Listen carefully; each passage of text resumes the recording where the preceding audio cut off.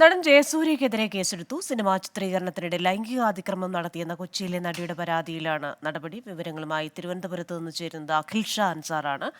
അഖിൽ ഷാ അൻസാർ, ഈ നടിയുടെ പരാതിയിൽ ജയസൂര്യക്കെതിരെ കേസെടുത്തിട്ടുണ്ട്. എന്തൊക്കെയാണ് ഇനിയുള്ള നടപടിക്രമങ്ങൾ?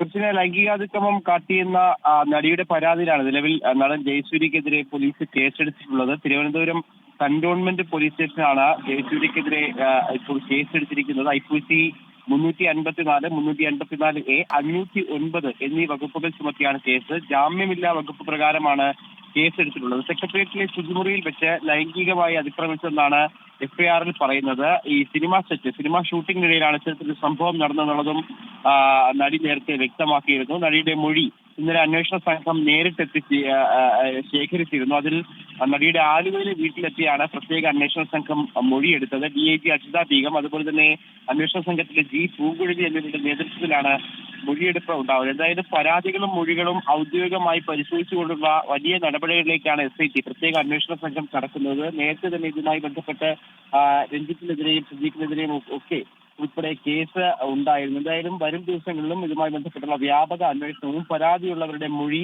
കൃത്യമായി രേഖപ്പെടുത്തും എന്നുള്ള കാര്യവും കഴിഞ്ഞ ദിവസം SIT അറിയിച്ചിരുന്നു. ശരി, അഖിൽ ഷാ അൻസാറാണ് തിരുവനന്തപുരത്ത് നിന്ന് വിവരങ്ങൾ നൽകിയത്.